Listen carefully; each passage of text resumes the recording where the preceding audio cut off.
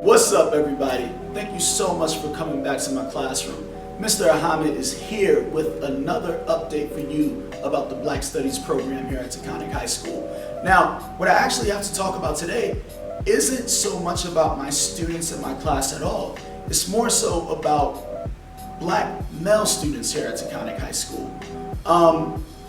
Earlier, there was an incident just outside my room after the late bell where a group of students were being very loud and very aggressive. And from what I could hear, it seemed as though a fight was about to go down. I stopped everything I was doing in my classroom. I walked outside and I got to the yelling. Now, my yell is very dark. It has a lot of bass. It's very vicious, and it sent the students running. To me, from what I could see, as I mentioned, it looked as though a fight was going to break out. A few of my students were there, but they had nothing to do with it. And it was just an overall bad look, especially considering that the late bell had already rung and none of them were in their class. As soon as I finished yelling and I got them to leave, a lot of people came out their rooms. They were looking around, said I was doing my black dad yell. And one of my students who was out there, he looks at me, said, "Mr. Ahamad, did you know that they were just talking about basketball?"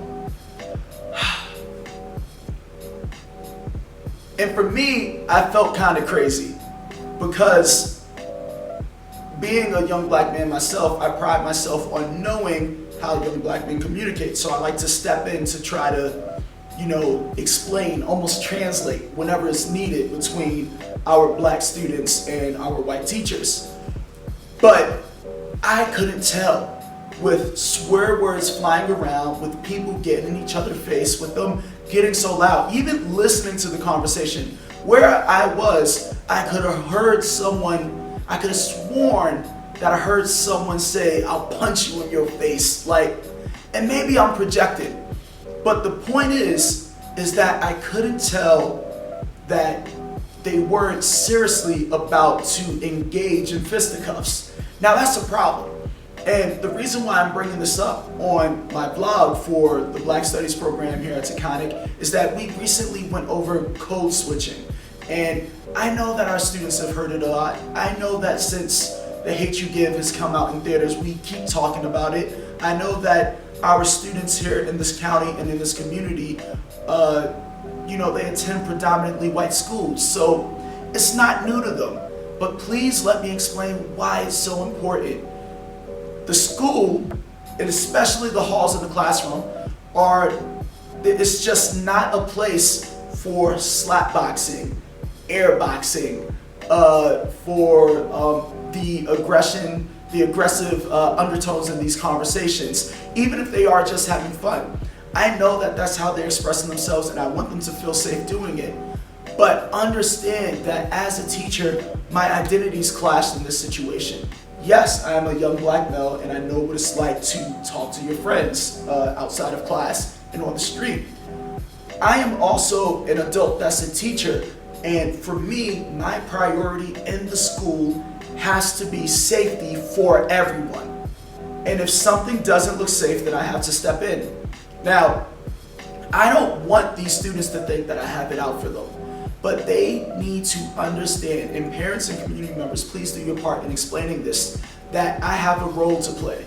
Is that yes, I want to nurture you and I want you to be yourself, but also it's not the time and place, and I have to keep everyone safe. And if I didn't know, then just imagine what those other teachers who had no idea about this conversation and about this lingo and about this social interaction, imagine what they might think. I'm not scolding anyone, I'm not coming down on it, but in the moment I had to because it looked totally different.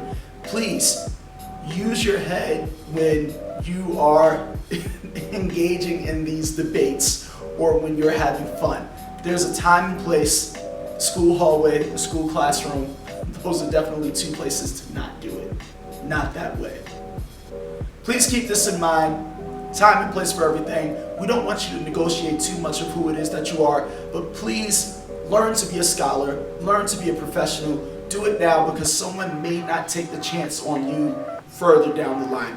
College is not the place to learn how to behave in the classroom. The workplace is not the place to learn how to behave on the job. Please use this space now. We are all here for you. We want you to be successful and to thrive. Take that into consideration.